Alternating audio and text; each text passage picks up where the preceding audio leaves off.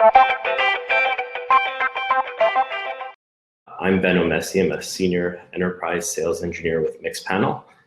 Been with the company now for almost 2 years, based out of the New York City metro area. I'll be your technical point of contact. If you guys have any questions during the demo or after the demo, feel free to just drop us a message. Looks like Sam actually put an email in the chat. So if you have any questions that we don't get to on today's session, feel free to just drop us an email. We'll be happy to help you. A couple of housekeeping items for today. We're going to take you on a quick product tour of Mixpanel, specifically on how to use the product. We're not going to be covering any implementation for today. I might touch on a couple things that are in like the vein of implementation, but nothing really specific. And so for that, if you have any granular questions around how to implement Mixpanel, how we're collecting data, feel free to reach out to us. In terms of questions, just drop them in the chat box. If I don't get to them, someone else in the Mixpanel team might be able to answer your question on the fly.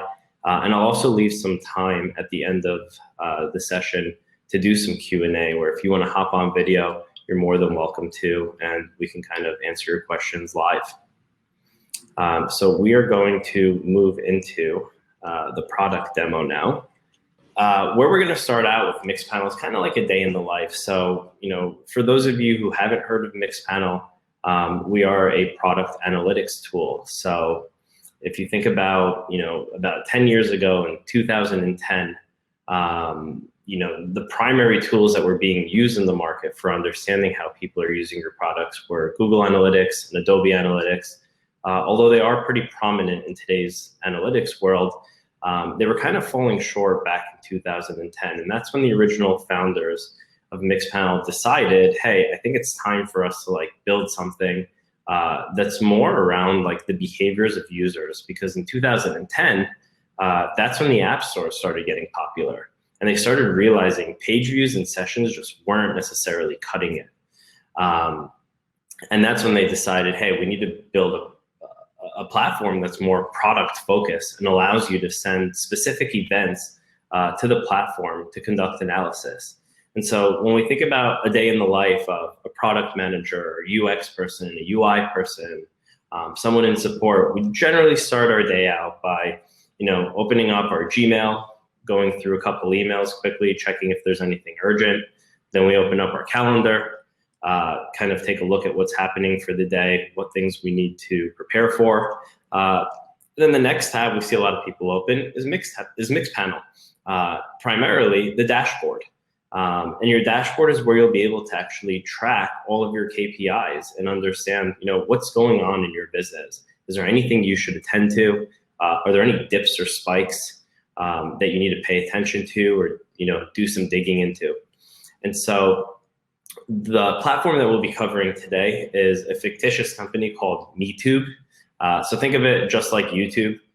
We've all been on YouTube before and watched cat videos and all kinds of funny videos on YouTube, or informational videos. And the demo set that we'll be using today will be very similar to the types of events that a company like YouTube would want to track. So when we actually take a look here at this, dashboard, there might be things that, you want to track, like understanding what are the most common actions that users are doing. Obviously, with a platform like MeTube, watching videos is going to be by far the leading event that's actually being fired off. But then there's things like likes, purchases, people commenting on videos, ad impressions and conversions. And when you're trying to understand, the different metrics that, pertain to that specific industry, a couple other things you might want to understand are, what platform are people actually watching these different videos on? Which subscription offerings are people actually purchasing? Is it MeTube TV or is it MeTube Music? Which one of those is more popular across these different demographics? So if we're trying to understand things like the age of the user and which things that they're subscribing to, so we can kind of forecast, the type of content that we need to produce for that specific segment. And then there's a bunch of other things that you can track, with these Mixpanel dashboards. The purpose of showing this dashboard is not necessarily, to highlight each of these specific, reports, but rather to show you how you can actually visualize your data in different manners. Because there's going to be times where you want to track data over time. There's going to be other times where you want to just track, numerical values or look at a bar graph.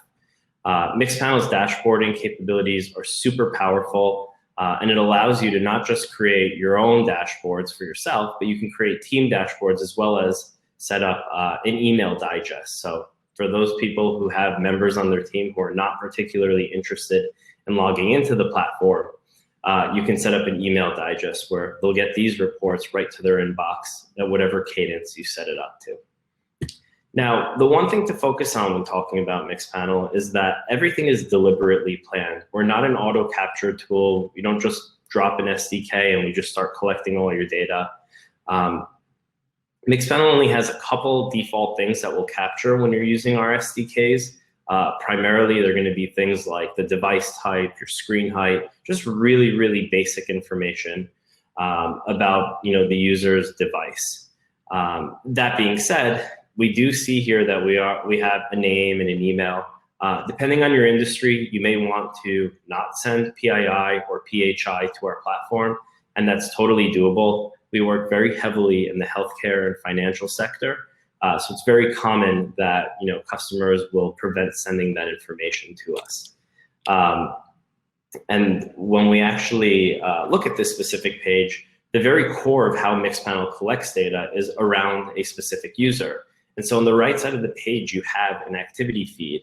And this is going to be a chronological list of all of the events that this user, Jimmy Stanley, has done. And so if we wanted to go in here and actually drill into an event, you can see that we're capturing something called event properties. These are properties or metadata that we actually collect on a specific video watch in this case.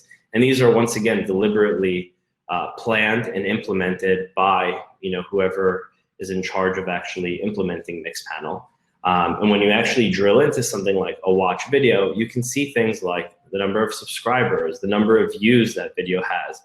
Maybe you're trying to see what's the video name, what's the watch time, how many times has this video been watched, so on and so forth. So those are going to be the event. That's going to be the event timeline to show you one specific user. Now, on the left side of the page, we also offer what we call user properties. And this is a separate data table that's constantly changing. So if you think about somebody who's a creator on YouTube, today they're 22, but if tomorrow's their birthday, they're going to be 23. So this data constantly has to change. Or even something like a subscriber count. This is a number that's constantly going up or down depending on how well they're doing with their content.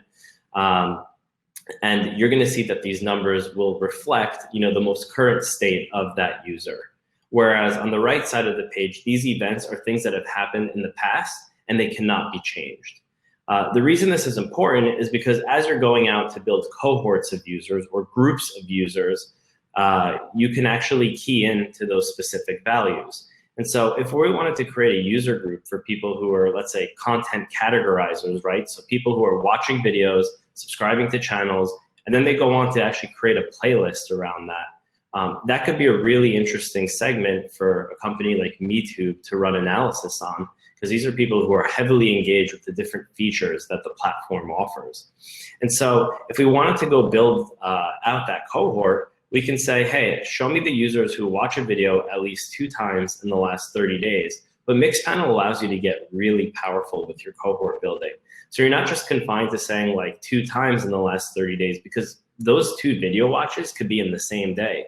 But let's say you're actually interested in finding users who do something multiple times in a specific period. You can put as many times as you need, and then you can set it up to say, show me users who watch those videos, and then went on to create that playlist, matching the criteria of what we have determined is a content categorizer.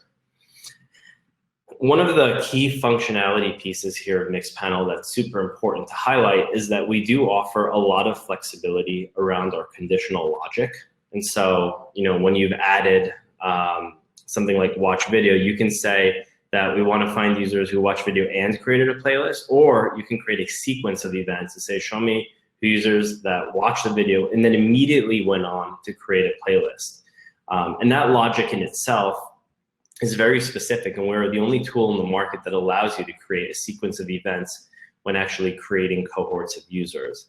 And so after you've created this cohort of users who watched the video, created a playlist, or they subscribed for a channel and then created a playlist, what do you do with that cohort? Well, there's a couple things you can do. So if we go back to the cohort section, one of the key things that we offer is being able to actually export your cohort out. Let me just change this quickly. One of the key things you can do is actually export your cohort out. And so if you have a messaging tool set up like Airship or Braze or something of that nature, and you wanted to export those cohorts out so you can power your marketing automation off of behavioral data, that's something you can easily do through Mixpanel. We do have a lot of integrations which are publicly listed on our integrations page on the Mixpanel website. So you can check that out if you're interested in integrating Mixpanel to another tool. Another thing you can do is actually use our built-in integrations to Facebook and Google ads. And so if you're an e-commerce company and you have some users who are dropping off in a funnel, or you want to do some retargeting to people who abandon a cart, that's something you can easily hook up and build custom audiences right in Google or Facebook through Mixpanel. And then the last thing you can do with those cohorts, aside from running analysis on them, is you can actually visualize the trend. And so when we go back to that specific example of users watching a video or subscribing to a channel and then creating a playlist, maybe this is a really big initiative for the company. We want to understand, how is that actually going? And so Mixpanel allows you to understand and visualize cohort membership over time. And so if you're trying to see, is this trending upwards or is this trending downwards? All you need to do is just basically plug in this cohort into our Insights tool, which is the tab that we're in right now, and you can see what that trend line looks like. But maybe you're curious, like, how are we doing this month versus last month?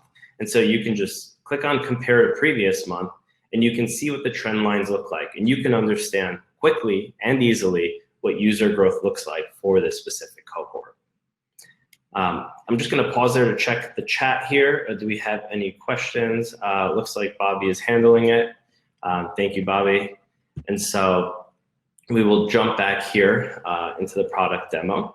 And so we kind of talked around, how you can, visualize that user growth over time. Now, this tool, Insights, is where you'll do a lot of your data discovery. So the same tool allows you to not just select cohorts, but actual events. And so if we're trying to understand the total number of people who've subscribed in the last 30 days, we're able to see that. And we can even remove this just to see, a full-on bar of, we've had 89,892 channel subscribe events in the last 30 days. But although that's useful, a lot of times you're going to want to break it out, right? And you're going to want to understand, like, what are the different campaign sources that are actually yielding us these channel subscriptions? We'll see a large portion of those are just from organic traffic. But alternatively, you can also see the other sources that are actually leading those people to your platform in order to subscribe for a channel. But you can get more granular than that. You can literally layer in any of these different properties, as many layers as you'd like, to truly understand how people are, subscribing to channels. So maybe we wanted to see based on platform, but maybe this visual is not good enough for us. Maybe we want to see the platform that they came from and then the campaign source. So it's just a matter of dragging and dropping. One of the key things that we built Mixpanel was a focus of, building out a really user-friendly user interface. It's a lot of users. So just building a really easy to use platform. So you don't need to know how to write any SQL. You don't need a technical background. Just having a computer with internet is pretty much all you need in order to get into Mixpanel and start learning about your customers. Now, after we've done some analysis on channel subscription, understand where users came from, oftentimes we're going to want to understand how people are actually, converting through a specific funnel. And so if we just plug in a very straightforward funnel of, user watched a video, we serve them an ad, and then they actually went on to convert on that specific ad, we can see here that, we have these solid bars, and these solid bars represent users who successfully got from one step to the next. And so we can see here that when we look all the way through this funnel, we have about 58.2% of people completed that three-step funnel. Whereas if we actually click on the gradient bar, we can see drop-offs. And that's particularly interesting because we can see here that about 42% of the users dropped off from step 1, whereas 20% dropped off from step 2. But what do we do with that data? Because that data, although it's valuable and we have a count, what do we actually do with it? We can go and create cohorts off of these different steps. And I can say, I want to take this user group and I want to analyze, where did they go when they dropped off? They were served an ad, they didn't convert. Did they go to watch another video? Did they leave the website? Did they, go on to, purchase something else, that was within our platform and not having to do with an ad? Maybe the ad got them wanting to spend some money. And so that's just some of the basic functionality when looking at a funnel. But when you want to take it to the next level and you really want to understand like what videos specifically are actually yielding customers to go on and actually convert on an ad, we can add this layer of a breakdown, and we can actually see here that cooking with my grandma was actually the highest converting video when it came to somebody spending money or converting on a specific ad. And once again, you can click on these bars to build a very, very hyper-focused user group to conduct your analysis on or export tool. Think about this. If it was a matter of maybe changing this funnel and somebody watched a video and then they went on to actually make a purchase, we now have this two-step funnel. Anyone that dropped off, we can take this, create a cohort, and maybe we want to retarget them with some embroidery videos and try to get them to engage and make that purchase, because that's the nature of kind of working through a behavioral analytics platform, right? It's hypothesizing what people are doing, why they were doing, and then testing different ways to actually reactivate those users or increase retention or whatever it is. Now, funnels is where you're going to actually plug in each of these specific events. And that's really up to you to make the decision of what you want to see. But when you're trying to understand something like purchase behavior without you actually influencing the different events, that's when you're going to use a tool like Flows, where you can actually analyze a customer's journey. And so if we just plug in the event purchase, what we're going to see here is this one big bar. And although that's not very useful, what is useful is that we can add steps to see things that happen before a purchase, or we can add steps to see things that happen immediately after a purchase. And so if we're trying to understand what's leading users up to the purchase, we can just add the 5 different steps here, and we can see the 5 things that happened before somebody went on to make a purchase. And that's interesting. People generally watch 4 videos, they like something, and then they go on to make a purchase. But if we were to expand this and actually say, hey, we want to actually see the purchase type that was made, we could see here that there's actually different segment of users, and they're maybe following a different path depending on what they're trying to purchase, whether it's a video, a subscription, or a video series. And so that's really what I had prepared for today. The goal was to really show something really high level, to get you a couple of visuals of Mixpanel, to show you a couple different things you tool. But I'm a sales engineer and I work on an awesome team of sales engineers, and we're always happy to build a specific custom data set for you to show you the power of Mixpanel. And so I'm going to stop sharing my screen here, and I'm going to jump back to the chat, and we can have a conversation here for anyone who has any questions for us and wants to hop on video or drop something in the chat. We're happy to answer those questions for you for the next 8 minutes. It looks like some people have just entered the session. We just completed our product demo, but it looks like a question came in through Scott from Brenda, and it looks like, in your experience, that are the right KPIs to track the customer journey and data in a subscription-based business, any generic advice for live and on-demand videos and subscription-based business analytics. I don't know, Brenda, if you want to maybe jump on video and we can have a conversation around that, or even just pop open the microphone. I'm happy to answer that question for you. Looks like the question got a little jumbled here. In terms of tracking KPIs though, right, when it comes to implementing Mixpanel, we always say it's best to start out with figuring out what are your business KPIs, what are your business objectives, what are the questions that you're trying to answer. And after you've kind of formulated those, then you start building your implementation sheet, which is basically going to be an assembly of different events and properties that contain the data that allows you to answer those questions and allows you to drive the data to formulate your different KPIs. Regarding for like live and on-demand videos and subscription-based business analytics, like that's our bread and butter. Similar to the data set that I just showed, we are totally the right platform when it comes to understanding how people are actually interacting with those different videos and the different channels that you may offer. If you have multiple subscription plans, that's certainly something that could be tracked through Mixpanel. We offer both client-side and server-side implementation. So if there are things that are happening from your server side, for example, a subscription renewal or subscription cancellation, those are things that could be sent with server-side code to Mixpanel because the user is not actually doing anything for that to happen. Whereas if somebody clicks to play a video, that's something that should be part of your client-side implementation. Hopefully that answers your question. If not, feel free to drop an email. We can assign the right person to get on a call with you and answer your question there. Mimi asked a question around tailoring reports around customer drop-off. Regarding crash analytics, there are some baseline things we can do. And so if you're using our iOS or Android SDKs, we do track an event for when app crashed.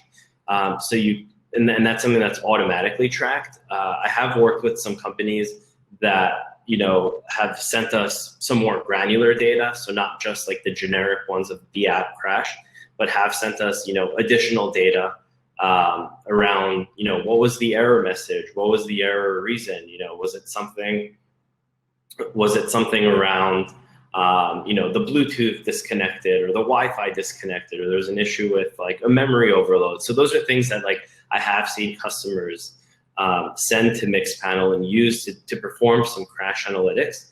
But there are tools specifically built for crash analytics like Crashlytics. And we don't necessarily replace those tools. We're usually used as a complementary tool to those. So if anybody else has any other questions, we do have another 3 minutes here. Another thing to point out is Sam Graham has actually posted some demo data sets. Highly recommend getting yourself access to some of those. So everything I covered in today's demo, you could basically explore that demo set from your own machine. And you can literally play around, build reports, do whatever you want necessarily, like in Mixpanel, without having to actually implement it. So it looks like there are no other questions. Thank you all for joining today. Feel free to reach out to us if you have any additional questions. We are happy to answer them for you. Sam has also provided some good resources in there, both a blog post as well as access to those data sets. And we look forward to hearing from you. Thanks.